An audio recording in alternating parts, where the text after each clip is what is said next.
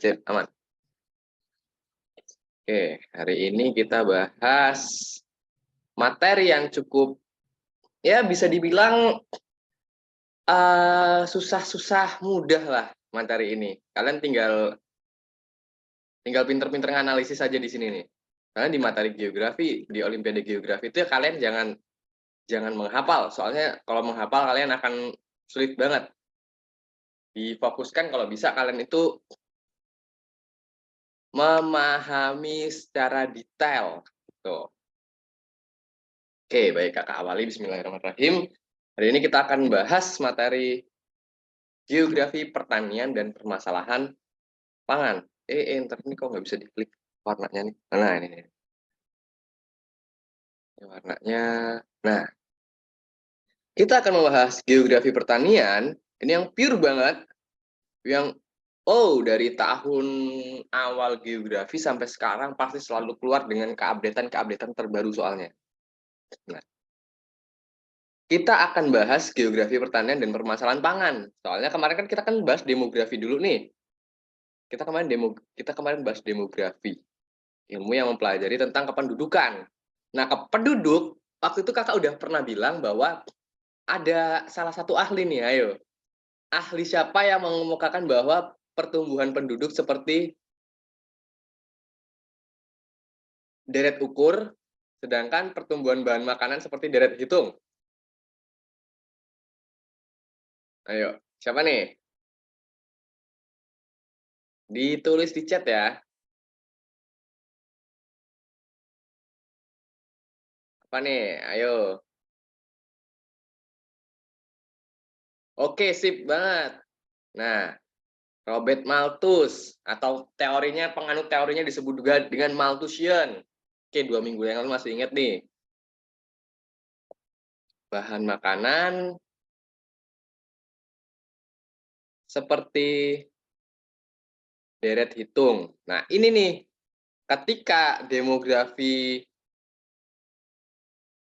muncul, nah berarti kan ini kan penduduk itu makan. Nah, makannya itulah yang akan kita selesaikan permasalahannya di geografi pertanian. Karena apa? Ketika pertanian itu gagal di suatu negara, itu pasti akan menyebabkan permasalahan pangan. Nah, permasalahan pangan ini udah banyak banget nih di dunia. Karena apa? Karena pertaniannya tidak stabil atau pertaniannya gagal gitu. Kakak pin aja deh biar kelihatan muka kakak. Nah ini kan enak. Nah gitu. Nah kalau kita lihat di sini nih, permasalahan pangan itu berawal dari apa aja nih? Berawal dari famine. Ada yang tahu famine ini apa? Famine itu adalah kegagalan pangan. Nah, kegagalan pangan itu maksudnya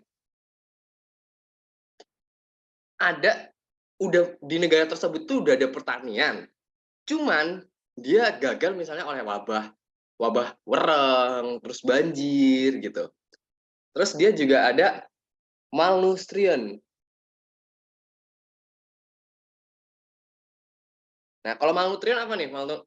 Malnutrition. Pasti kan udah sering dengar ya. Malnutrition berarti dia gizi buruk. Nah, gizi buruk karena apa? Biasanya kegagalan pangan itu akan berakibat kepada gizi buruk di setiap negara. Nah, ini udah pernah permasalahan pangan ini, jangan salah. Ini sampai sekarang masih kita temui. Kalau dulu dia permasalahan pangannya itu ada di negara-negara seperti Korea Utara. Ini dulu ya. Nanti kakak bandinginnya sekarang. Cina, Cina tuh pernah permasalahan pangan loh kalau nggak kalau kalian pengen tahu gitu. Cina, terus dia ada Uni Soviet. Nah, ini adalah kalau kakak garis bawahi berarti masa lalu ya. Mereka merupakan negara-negara yang pernah mengalami permasalahan pangan. Kalau sekarang negara-negara yang paling banyak mengalami permasalahan pangan ada yang tahu nggak nih? Kalau no, negara-negaranya adalah, ayo ada yang tahu? Ada yang tahu nggak nih? Kalau no, pertama Kakak ambil Somalia. Nah, ini salah satu negara di tanduk Afrika yang pernah dan mungkin dalam beberapa kurun waktu terbaru ini dia mengalami permasalahan pangan. Somalia. Terus mana lagi nih kalau negara Afrika nih, negara Afrika yang miskin banget menurut kalian? Terus di kolom komentar. Nanti ingat, kakak kan udah pernah bilang, di kelas kakak jangan takut salah. Kalau salah, kakak kan benerin gitu. Jadi jangan takut salah kalian. Yuk, kita supaya kita brainstorming gitu ya. Saling saling apa? Saling menyatukan persepsi gitu. Tulis aja jangan takut salah gitu. Ini suara kakak kedengeran kan?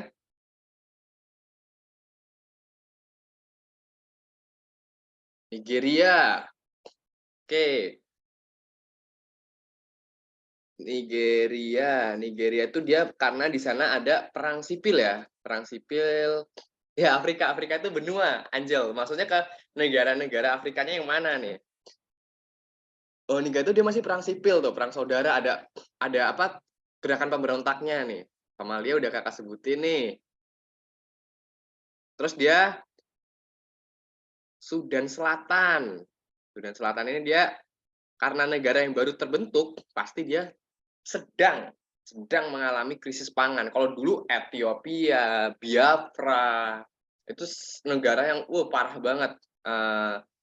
parah banget yang permasalahan pangannya gitu. Kalau Yaman dia masih dibantu sama negara-negara Arab. Jadi masih masih bisa dihandle permasalahan pangannya. Nah, itu sedikit pengantar dari kakak tentang permasalahan pangan dan seberapa pentingnya ini harus dipelajari ke kalian gitu.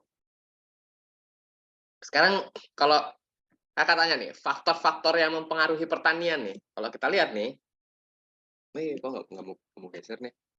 Ini tadi udah kakak ini kok save. Nah, kita cari tahu sekarang nih, kok dari tadi kakak kok bahas pertanian kok lama banget nih intermezzonya nih. Karena apa? Geografi pertanian ini adalah kita cari istilahnya nih. Ini merupakan bagian dari geografi sosial yang masuk ke dalam geografi ekonomi. Ekonomi itu kan ada pertaniannya tuh. Nah, pertaniannya lah di sini. Ini salah satu anak cabang dari ilmu geografi gitu. Nah, ingat landscape atau ruang lingkup geografi pertanian itu apa aja? Kalau kemarin kan demografi kan kependudukan tuh ruang lingkupnya hanya fertilitas, sumber data geografi, komponen sumber data demografi, komponen demografi, terus bonus demografi, piramida kependudukan. Kalau dia geografi pertanian, dia juga punya ruang lingkup tertentunya gitu. Dia berhubungan dengan bidang budidaya tanah dan pengaruh budidaya seperti pada landscape fisik. Landscape ini apa, Kak? Landscape ini adalah suatu ruang yang di dalamnya itu khusus mengkaji atau mempelajari tentang pertanian gitu, misalnya landscape wilayah pertanian di India, wilayah pertanian di Indonesia gitu. Nah, ini nih yang harus kalian pahami. Dan kalau kita lihat di sini ada tanah, berarti di sini ada ilmu yang mempelajari tentang tanah. Ada yang tahu nggak nih? Ada yang masih ingat nggak nih? Ilmu yang mempelajari tentang tanah. Pasti nih. Yaitu pedologi. Nah, nih berarti kalian harus tahu nih tanah-tanah mana aja nih yang subur nih. Kalau misalnya berdasarkan horizon tanahnya, ini suara kakak kedengeran jelas kan ya? Jelas nggak di kalian? Jelas kah? Saya takutnya nanti udah ngejelasin panjang lebar, kalian nggak jelas lagi dengernya. Oke, ini nih kalau kita nggak paham tanah, akan sulit nih kalau belajar geografi pertanian. Soalnya apa ya? Sejauh ini yang paling banyak ladang pertanian itu di tanah ya, walaupun Kak itu kan ada di air, kangkung itu bisa di air. Terus apa? Tumbuhan-tumbuhan kayak genjer juga bisa di air, genjer air. Nah, memang bisa, cuman kan dikit. Sedangkan yang paling banyak itu berada di daratan, dan di daratan itu pasti ada tanahnya gitu. Makanya kita kalau mau belajar si geografi pertanian ini nih, kita harus nyangkut pautin juga ke pertanahannya atau pedologinya gitu. Makanya di sini kita harus tahu mana horizon tanah yang subur, horizon tanah yang nggak subur gitu. Sedangkan kan horizon tanah itu ada berapa? Kalau ada yang masih ingat, kita cuma ngulang-ngulang aja nih kalau kayak gini nih. Nah, akan maduin materi olim yang bener-bener olim nih. Nah, kalau kita lihat nih di sini nih, horizon tanah. Horizon tanah itu ada, kalau penataannya itu ada O, A, B, C, R. Ada 5 horizon tanah. Nah, menurut kalian yang paling subur yang mana nih? Yang paling subur horizon tanah mana nih? Horizon itu berarti dia secara uh, kandungan yang terkandung di dalam tanahnya gitu. Kalau kita bahas ini, ingat ya kalau kakak lagi ngejelasin, kalian jangan nyatet. Gitu. Kalian jangan nyatet. Nanti ada waktunya kalian nyatet. Soalnya ini butuh banget nih pemahaman kalian nih. Gitu. Kalau kita lihat nih, horizon biasanya pertanian itu harus memanfaatkan. Nah, faktor-faktor yang mempengaruhi pertanian kan pertama ada kesuburan tanah tuh. Ada kesuburan tanah. Nah, kesuburan tanah berhubungan dengan horizonnya. Kalau dia O, berarti dia organik. Nah, kalau dia A, berarti ini dia lapisan atas topsoil A. Nah, ini biasanya masih kandungan masih bisa untuk ditanami nih. Kalau dia B, dia udah bagian tengah. Bagian tengah berarti subsoil B. Nah, kalau udah C ini agak udah kurang nih, udah apa istilahnya? Agak dalam nih horizonnya. Dia regolit. Nah, regolit C. Ini kalian udah tahu jenis-jenis tanah belum nih? Soalnya harus tahu nih tanah yang subur, terus yang tanah yang tidak subur.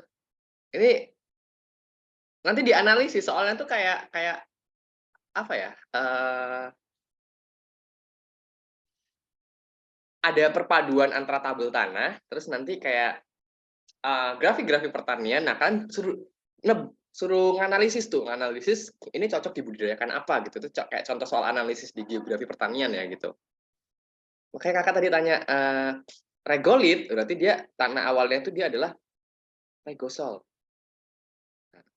Kalau kalau regosol itu adalah dia mineral tanah yang berkembangnya sangat lemah nih. Jadi ya otomatis ya nggak subur.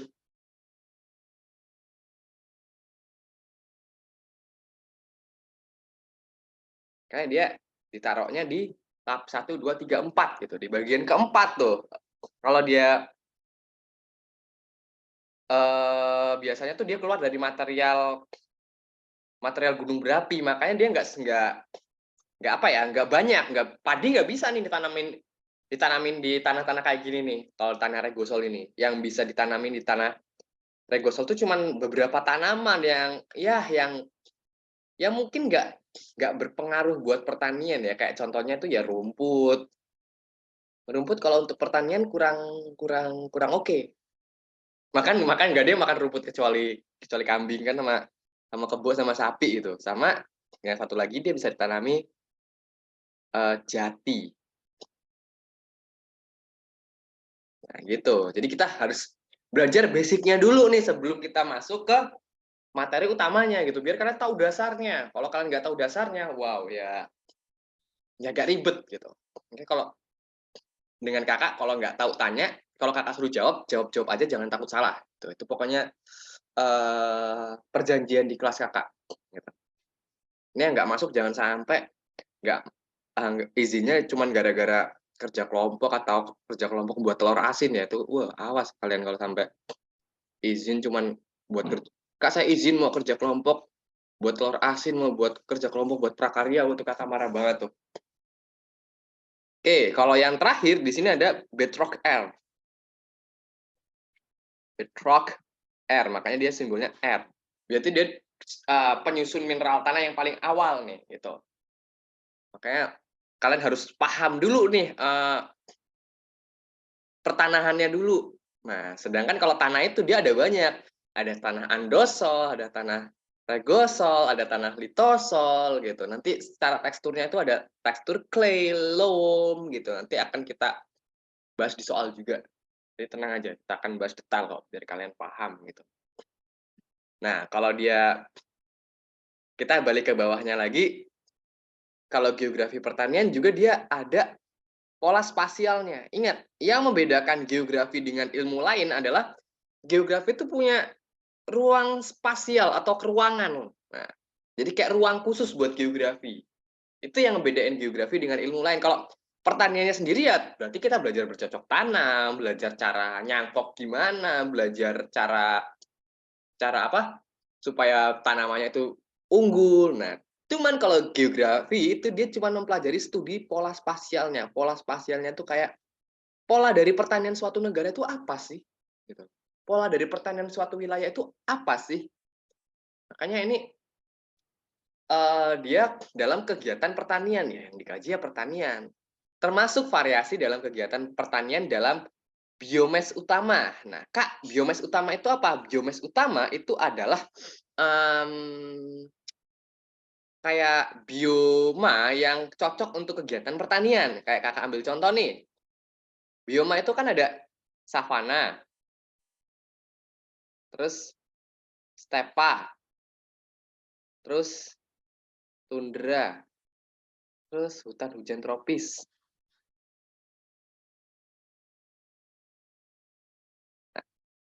Ini diteliti lagi di daerah tersebut itu cocoknya buat apa? Misalnya savana. Oke, kalau kakak tanya perbedaan savana dan stepa apa nih? Ayo, jangan takut salah pokoknya di kelas kakak. Perjanjiannya jangan takut salah. Jawab aja di kelas Kak Wisnu pokoknya mah. Ya apa?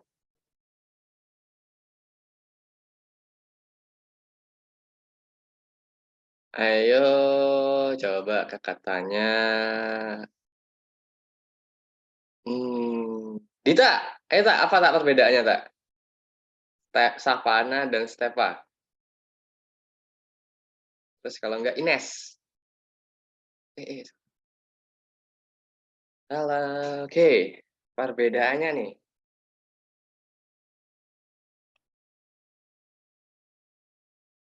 Yuk, jangan takut salah ya. Pokoknya jawab aja. Kalau salah kakak benerin gitu. Kan udah kakak sering benerin kan gitu. Kakak, oke, kakak kurang kurang tepat akan kakak tepatkan gitu.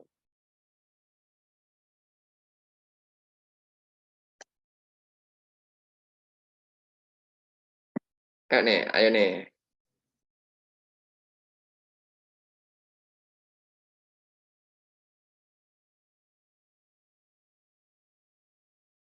Oke, apa nih? Ayo. Jawab aja, jangan takut salah ya.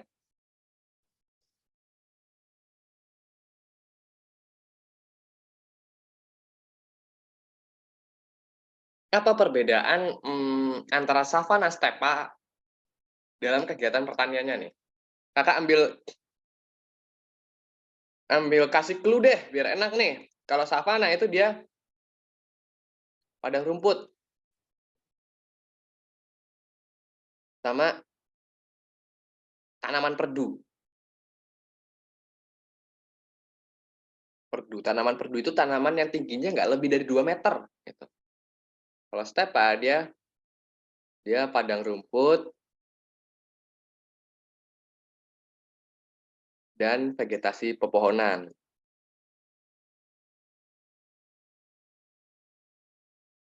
Kalau vegetasi pepohonan berarti tanamannya jenis tanamannya banyak nih. Misalnya pohonnya ada ada pohon pinus, ada pohon cemara gitu. Dia bisa perbedaan antara savana dan stepa nih. Dia kayak lebih ke jenis vegetasi tanamannya itu lebih banyak stepa daripada savana. Oke, ada yang tahu?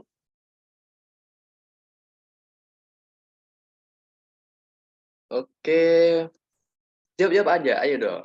Kita kita sama-sama Kakak pengen tahu nih biar kita sama-sama melihat ada pola kemajuan kalian gitu.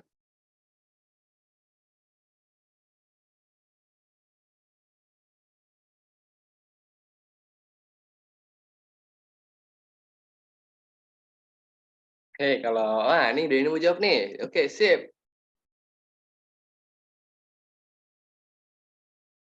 Nah, ini udah Kakak jelasin di sini nih. Kakak yang tanyanya, oke, udah Kakak jelasin di sini clue-nya ke pola pertaniannya berarti. Kalau dia savana, dia itu cuma bisa untuk peternakan. Oh iya, ini Kakak garis bawahi ya. Entar, nanti kalau kalian mau nyatet, kalau kalian mau nyatet nanti Kakak akan slide lagi. Kakak garis bawahi di sini, pertanian itu nggak melulu cuman nanam nanam nanam gitu. Makanya kalau nanti kalian lihat ada fakultas pertanian,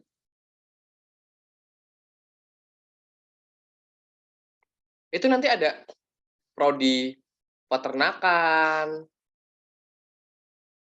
ada prodi perikanan, terus ada prodi agribisnis, ada prodi agroteknologi, ada prodi teknologi hasil pertanian.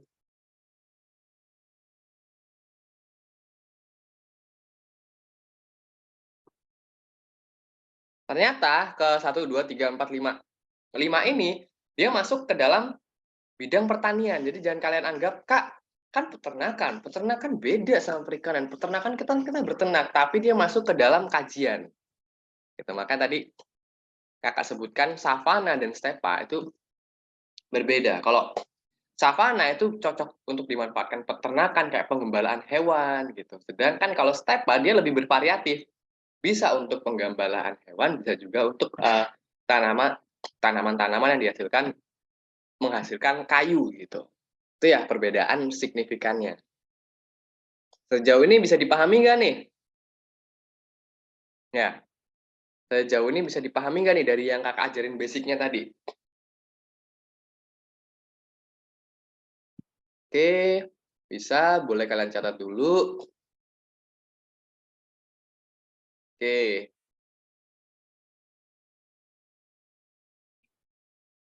habis itu kita next ke Kakak mau tunjukin bagian ke kalian biar kalian analisis tuh.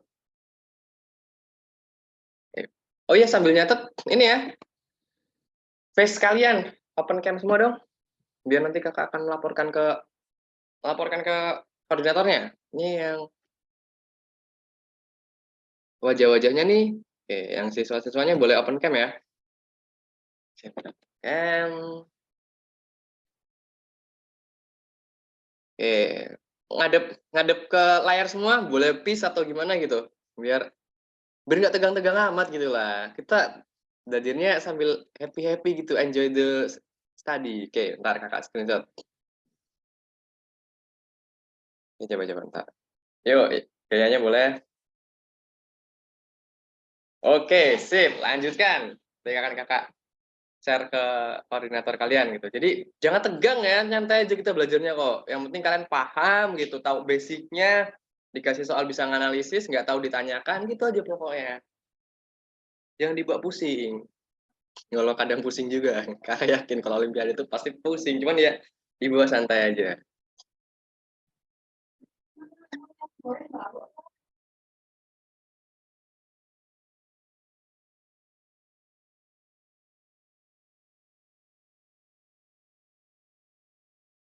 Nah, baru ini kita habis ini baru kita belajar bagan. Kak izin ambil minum dulu bentar. Enggak kok ya.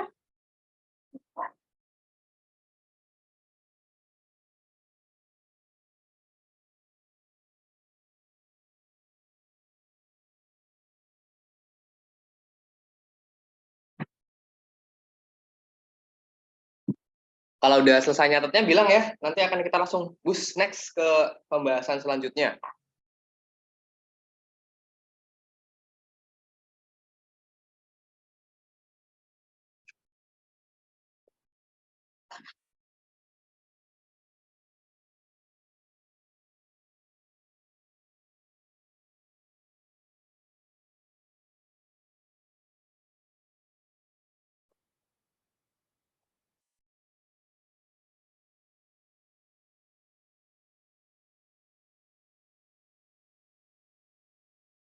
Oke, sudah. Oke, sip. Nanti kakak mau kirim ke koordinator kalian dulu ya.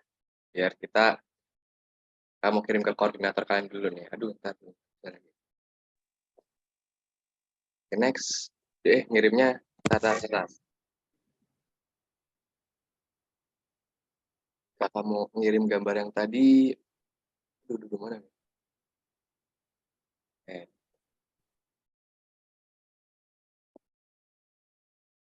gambar yang tadi udah. Biar nanti enak kita nggak usah laporan-laporan lagi.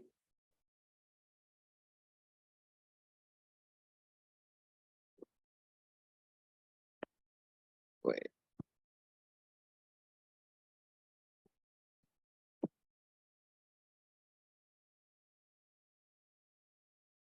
Oke, udah aman.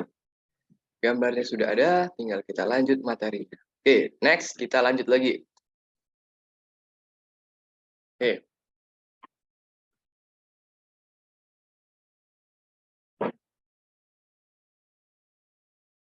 Next kita bahas. Tadi ini kan udah nih, kita bahas pertaniannya.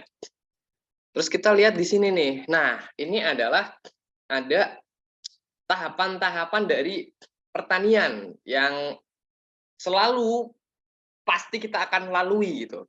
Kakak akan jelasin ini butuh butuh pemahaman banget nih. Kalian harus teliti yang kayak kan udah pada sarapan ini nih.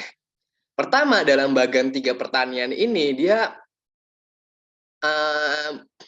diawali dari hunting and gathering dulu. Hunting and gathering ini kayak kita berburu dan meramu. Nah, kayak pertanian itu sudah aja sejak zaman purba. Ya, karena kita kan makan nih. Orang kalau makan, kalau stok makanannya habis, pasti nyari lagi kan. Nah, gitu. Dan ketika pencarian proses itulah, makanya ada tahapan hunting and gathering. Dia mulai berkembang, mulai dari spesies spesies liar kayak ikan, berburu tanaman kacang gitu. Ini dalam fase ini belum bisa memproduksi. Manusia belum bisa memproduksi makanan. Belum bisa memproduksi. Jadi kayak kalau kita lihat itu kan kalau dalam geografi kan itu ada paham fisis posibilis sama fisis determinis. Nah, di sini tahap ini nih kita itu masih di tahap determinisme banget nih, determinisme fisik nih. Kita masih bergantung dengan alam gitu. Tidak ada tidak ada food yang kayak bisa kita tanam gitu. Dan di tahap ini sampai sekarang pun masih ada nih. Sampai sekarang masih ada suku-suku yang masih menerapkan hunting and gathering. Ini kalau contohnya. Nah, ini adalah suku Bushmen yang ada di Gurun Kalahari. Ini sampai sekarang dia masih menerapkan sistem ini, berburu dan meramu. Maksudnya sekarang sampai tahun 2022 ini ya, mereka masih berburu dan meramu. Ini kalau kalian lihat Bushmen dan suku Kalahari ini dia adanya di wilayah Afrika bagian selatan ya, tapi bukan Afrika Selatan. Kayak misalnya berada di Gurun Kalahari. Nah, Gurun Kalahari nanti kalian tahu harus cari nih Gurun Kalahari itu di mana. Tuh.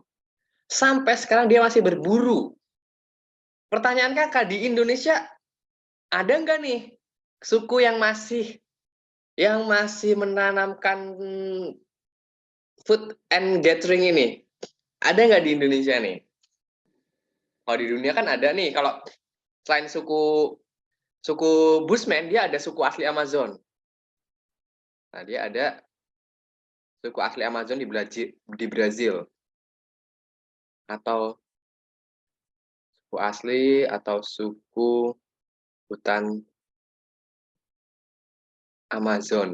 Nah, dia masih menerapkan food hunting and food gathering. Kalau di Indonesia nih, ada nggak nih kalau di Indonesia? Kalau kita turun di Indonesia, nah, adakah yang masih menerapkan food and gathering? Ayo, jawab. Ada kak suku ini? Nggak ada kak, gitu.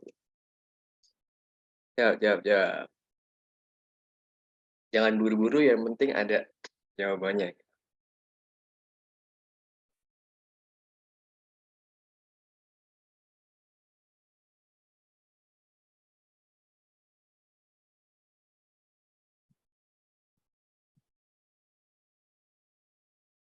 Suku Bauzi. Oke, ada di pedalaman Papua, Papua yang belum tersentuh ya. Papua yang belum tersentuh di Indonesia, dia ada nih. Ya, pertama ada suku Korowai.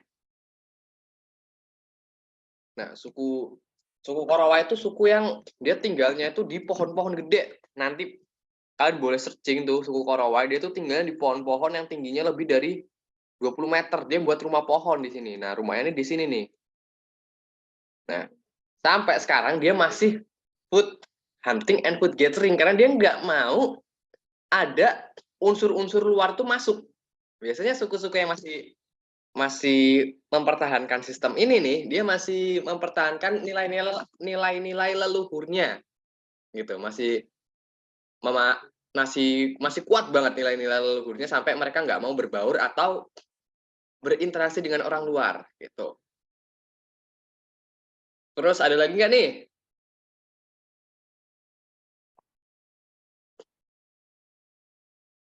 Terus tadi ada suku Bauzi. Oke, adakah lagi? Jadi ini pengantar banget nih. Kita baru belajar basicnya aja udah sejauh ini. Kayak Olimpiade itu adalah ilmu yang kalau kalian udah masuk ke kelas Olimpiade, kalian udah siap dengan yang namanya detail dan bisa memahami gitu. Bisa ngitung juga. Tuh, makanya saya akan kakak ajarin hitung-hitungan juga kalian di materi perpetaan. Ya, perpetaan mungkin Desember, pertengahan Desember. Tuh, sama penginderaan jauh. Dia juga ada biasanya dia ada suku Kubu di hutan Sumatera. Nah, dia masih menerapkan sistem food hunting and food gathering. Oke, sejauh ini bisa dipahami ya. Sebelum kita pindah ke bagian satunya lagi nih. Nah, ini kan kita masih masih mengumpulkan makanan nih, livestock gitu. Nah, dia udah di tahap perkembangan berikutnya, dia udah ada yang namanya agriculture. Kalau culture itu kan budaya ya, culture. Ini bahasa Inggris kalian oke juga nggak nih? Kalau culture itu budaya. Nah, kalau agriculture berarti apa tuh? Agriculture. Agro kah? Ada agrowisata, ada ini. Kan kalian sering sering sering lihat kan di tempat-tempat wisata. Oh, agrowisata, taman buah, agri. Kalau bisa nanti ini digambar juga nih bagannya nih. Bagannya digambar juga oleh kalian biar kalian makin paham. Jadi kalau agriculture itu pemanfaatan sumber daya hayati untuk menghasilkan bahan pangan. Nah, berarti di sini udah bisa nih.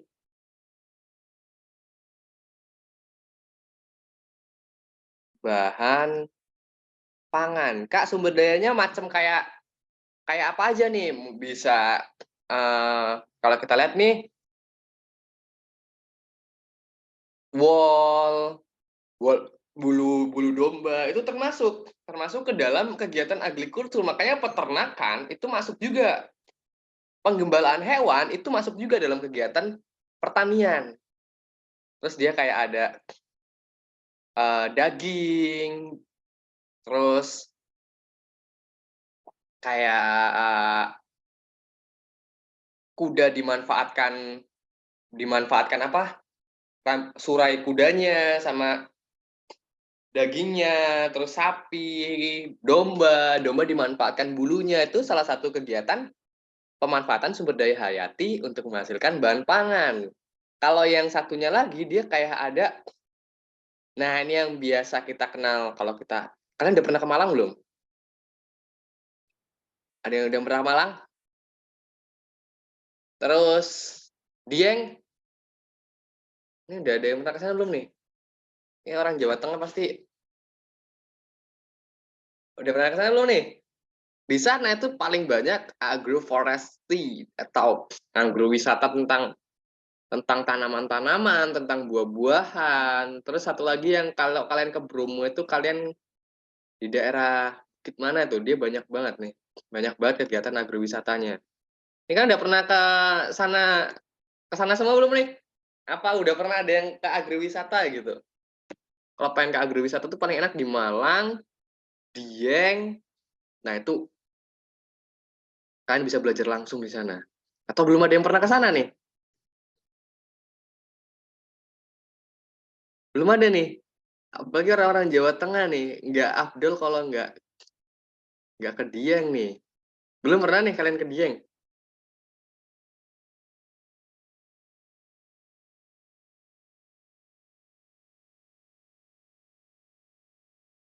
Pernahnya ke Malang. Waduh, cobain banget tuh Dieng tuh pola pertaniannya udah bagus banget. Jadi kalau kalian ke pasar Semarang lihat yang kol-kol atau kentang-kentang yang gede banget itu, nah itu asalnya dari Dieng tuh, kan Dieng tuh wow luar biasa kalau untuk kegiatan agriculture-nya sama agrowisatanya gitu.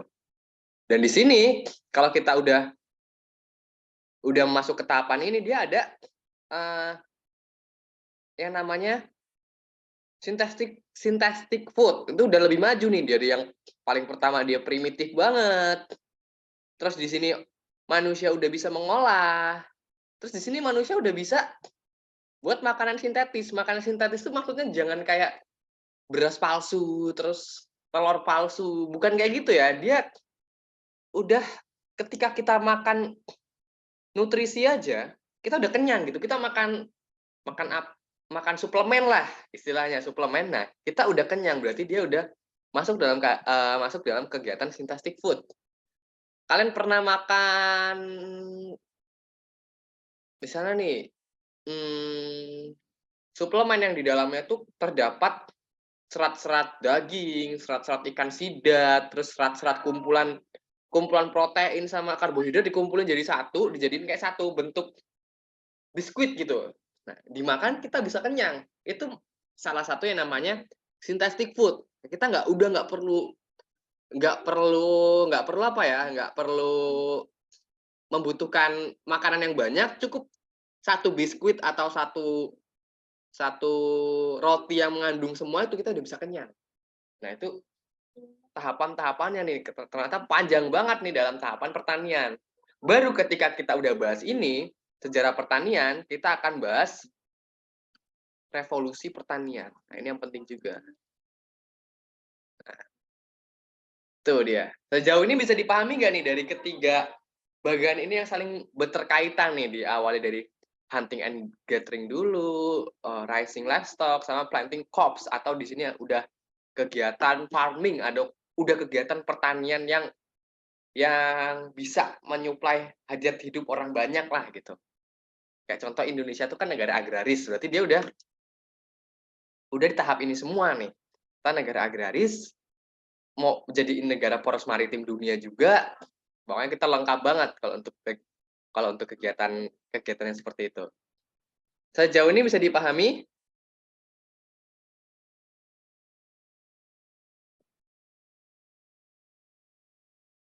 Oke, yang mau gambar dulu biar paham nih tahapan-tahapannya, gambar bagannya gitu.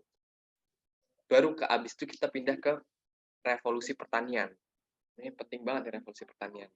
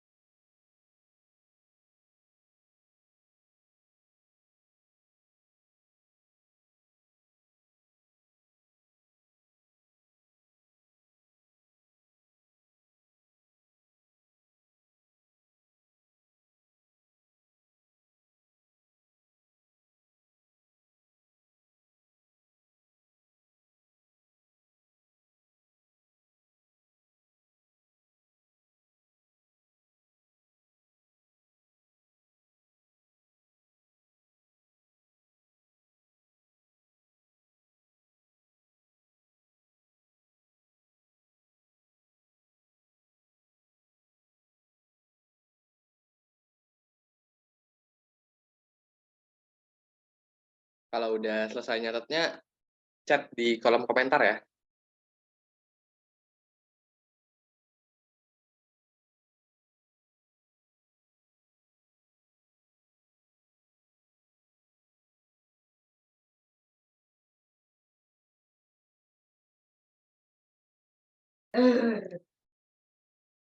Kita akan bahas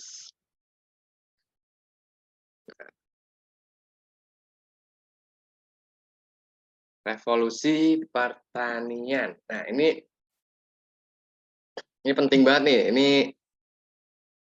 akan Kakak jelaskan pelan-pelan. Jadi, ketika kita udah bisa memanfaatkan makanan, udah ada pola sistem pertanian, kita akan mengalami yang namanya revolusi pertanian. Nah, revolusi pertanian itu terbagi menjadi 3.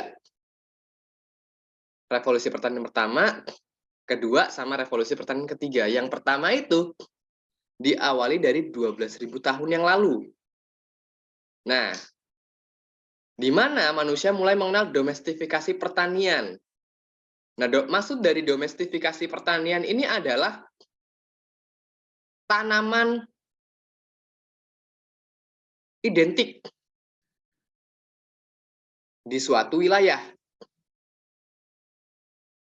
Maksudnya tanaman identik itu adalah tanaman yang paling terkenal yang asalnya dari daerah tersebut.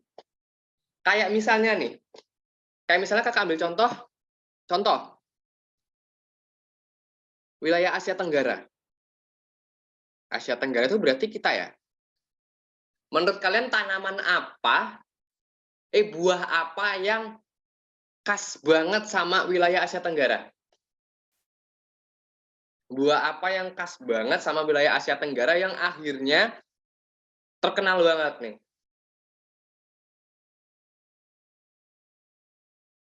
Yang tadinya dia liar, tiba-tiba bisa dibudidayakan. Karena kan dia membiarkan tumbuhan melalui proses pemilahan bibit, memelihara hewan.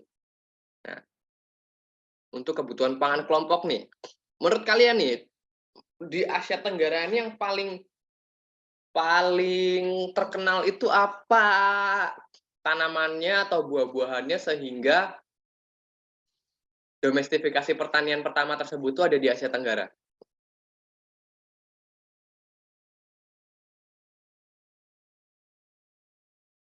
Durian. Durian hampir benar, tapi agak susah perkembangan membiarkan durian ini. Oke, yang paling benar adalah pisang. Nah, sekarang katanya, di mana-mana ada pisang nggak? Kalian, ini pisang ini buah yang rakyat banget, yang kalau jambu itu masih ada jambu Jamaika, masih ada jambu jambu apa tuh? Jambu biji, guava gitu kan. Tapi kalau pisang, ini khas banget sama wilayah Asia Tenggara. Jadi ternyata domestifikasi budidaya tanaman pisang pertama di dunia itu ada di Asia Tenggara. Sampai jenis-jenisnya. Makanya di Indonesia itu terkenal banget sama pisangnya. Terlebih Asia Tenggara. Thailand pisang, Filipina pisang. Karena apa? Wilayah Asia Tenggara itu pertama kali dibudidayakan tanaman pisang.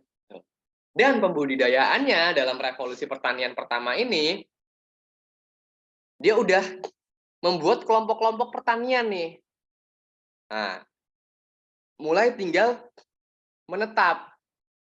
Udah nggak tinggal berpindah-pindah tempat. Kalau dulu kan, kalau misalnya tanaman di sini habis, mereka berpindah tempat kemana. Terus udah hewan di sini habis, mereka pindah tempat kemana. Kayak dulu ada istilah sedenter ya, berpindah-pindah tempat. Di sini nih mereka udah membuat peradaban. Dan biasanya nih,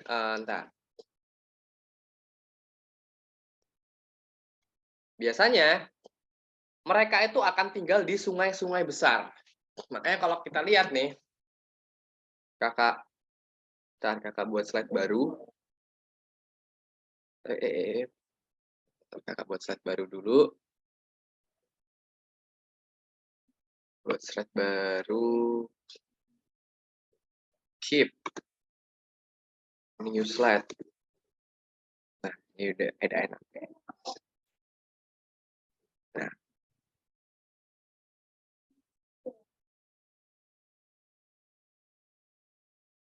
Nah, ini dasar banget. Tadi kan kita udah bahas ya. Nah, yang ini ya. Kita udah bahas yang ini nih. Nah, biasanya pusat-pusat pertanian ini udah logika alam banget ya. Makanya kalian ketika kalian udah di kelas olimpiade, logika kalian harus main nih. Udah jadi logika alam bahwa biasanya wilayah pertanian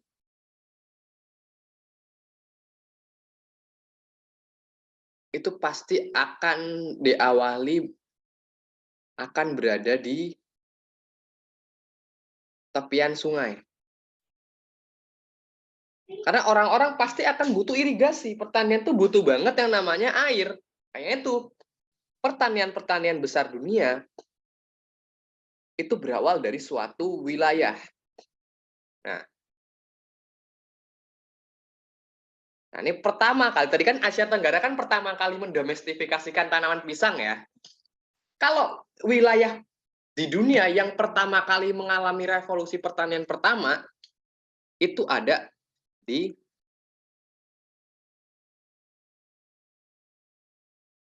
satu. Nah, di sini. Wilayah pertama yang mengalami revolusi pertanian satu itu dia ada di wilayah yang memiliki 2 sungai. Nah, dia memiliki sungai Eufrat dan Tigris. Nah, sungai mana? Kalau kakak udah sebut wilayah ini, berarti kalian udah tahu nih, wilayah apa nih yang pertama kali mengalami revolusi pertanian satu? Wilayah mana? Atau wilayah ini disebut juga dengan wilayah bulan sabit. Dia udah pernah keluar di soal KSN 2017-2018 nih. Kayak kakak harus ngejelasin ke kalian dulu nih.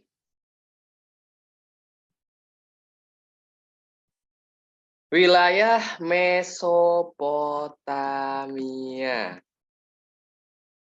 Nah, wilayah Mesopotamia merupakan wilayah yang pertama kali mengalami revolusi pertanian pertama. Berarti dia pelopor nih, karena di wilayah tersebut ada Sungai Efrat dan Sungai Tigris. Makanya dia cocok banget untuk kegiatan pertanian nih. Jelas, orang dua sungai sendiri nih, yang nanti diikuti oleh wilayah-wilayah lainnya. Kalau wilayah Mesopotamia itu negara-negaranya, ada yang tahu nggak nih? Wilayah Mesopotamia itu negara-negaranya apa nih negara-negaranya? Kakak ambil satu deh, Irak.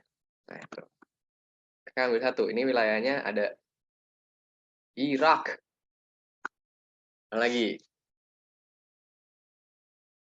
Ayo, ayo, ayo, kita sama-sama teliti bareng-bareng nih.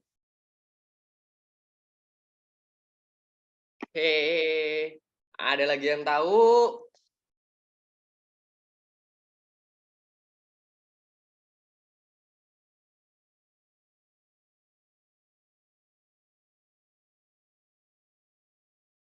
Jadi wilayah Mesopotamia itu wilayah yang paling subur ya, yang paling subur di zaman tersebut sehingga dia udah bisa domestifikasi panganan nih. Dia mulai dari Irak sampai menyebar ke yang Yerusalem. Oh, bagus nih.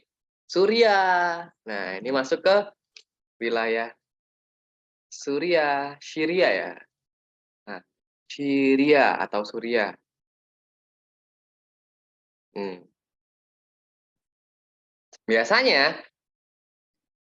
wilayah-wilayah tersebut, wilayah-wilayah ini berarti pada zaman dulunya itu subur banget nih. Terus dia sampai ke wilayah Lebanon. Nah, Lebanon, terus ke wilayah Palestina. Dan wilayah bulan sabit ini dikenal sebagai domestifikasi pertama. Si pertama. Nah, domestifikasi pertama di wilayah ini dikenal dengan istilah Fertile Crescent. Fertile Crescent, dia kayak istilah lain dari domestifikasi pertama yang berada di wilayah Mesopotamia. Ini Mesopotamia ini sering banget keluar loh, mulai dari geografi pertanian, geografi regional, geografi kebudayaan, dia sering banget keluar kalau untuknya seperti ini. Karena dia bangsa yang terkenal. Nanti di sini kita bahas, kalau di geografi kebudayaan ya, kita bahas bangsa-bangsa di Mesopotamia itu ada apa aja nih? Ada bangsa, kakak tulisin di sini aja biar enak, biar kalian sekali dayung dua pulau terlampaui gitu. Jadi bangsa-bangsa yang memulai domestifikasi pertanian itu ada bangsa Sumeria, ada bangsa Akadia, ada bangsa Babilonia Babilonia lama, sama Babilonia baru. Nah, ini adalah bangsa-bangsa yang pertama kali mendomestifikasikan tanaman gitu. Kita udah lumayan banyak nih kita bahas di geografi pertanian nih. Dan nanti ini akan diikuti oleh wilayah-wilayah Asia lainnya. Semisal nih, wilayah Cina itu berarti kalau di Cina ini kan ingat ini first ya, kakak garis bawahi gede banget biar kalian nggak boleh lupa bahwasanya ini pernah jadi wilayah pertanian pertama. Ini first kakak garis bawah ini. First. Nanti dia karena dia dipelopori oleh wilayah Mesopotamia ini, nanti dia wilayah-wilayah lainnya juga ngikut gitu. Nah, ini juga ngikut kayak wilayah misalnya Asia Timur. Asia Timur berarti dia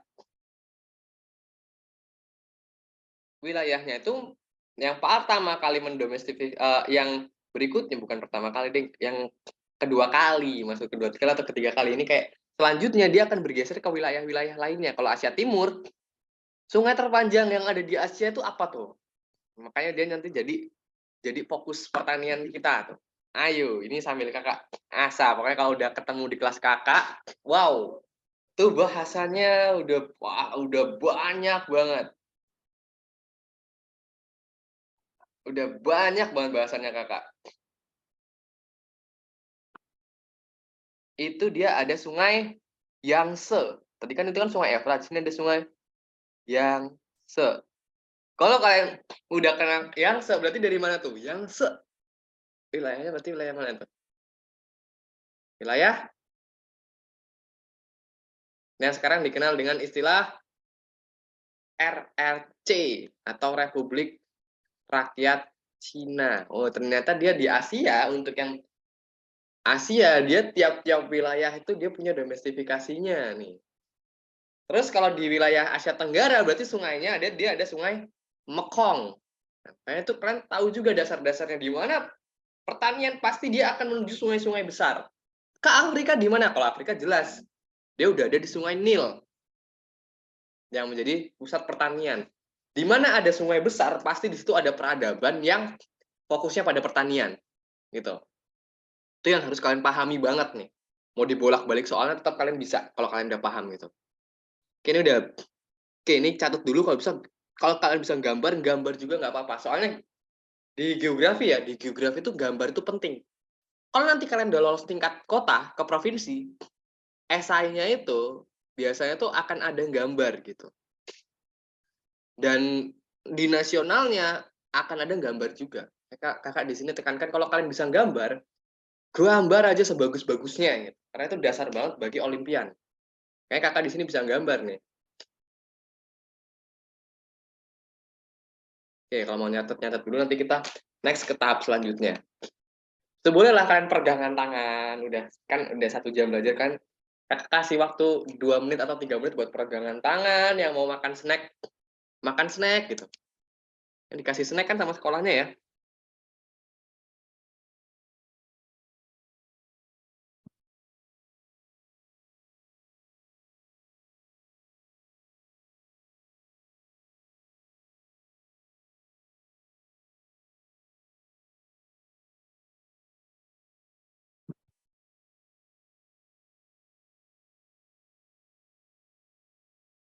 Kalau udah selesai nyatet bilang ya. Jadi kakak kasih waktu 2 menit, kalian buat peregangan tangan.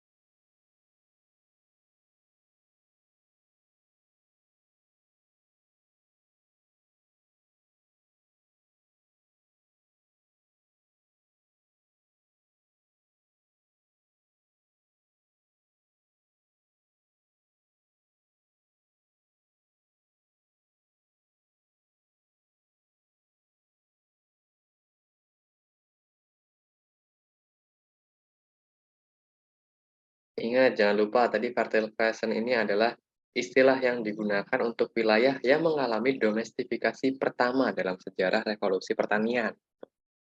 Dan wilayahnya adalah wilayah Mesopotamia, mulai dari negara yang sekarang sampai bangsa-bangsa yang tinggal di wilayah tersebut.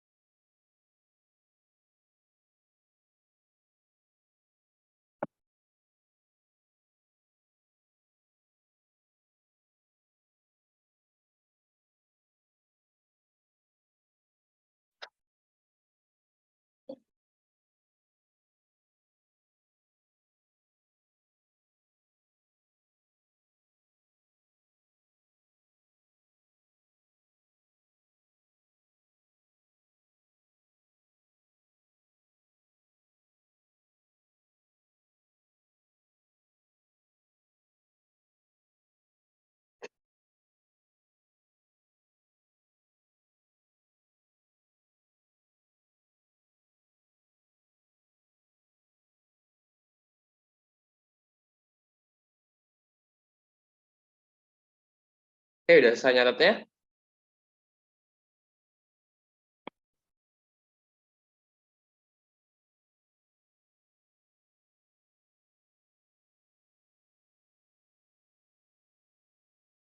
Ini Dita Cahya kemana nih? Dita Ayu Cahya. Gabung apa?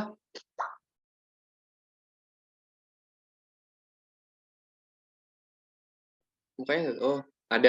Nunduk ya. Ini yang berdua siapa nih? Ines Dara Alvina sama siapa?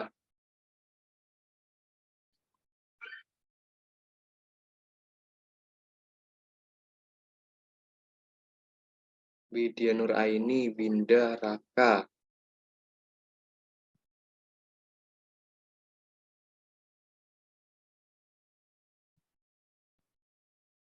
Oh, sama Widya. Oh, oke. Oke, kalian sambil nyatat. Kalau udah selesai, boleh istirahat 2 menit dulu. Habis itu kita lanjut ke materi. Oke, silahkan. Buat makan snack atau makan minum gitu.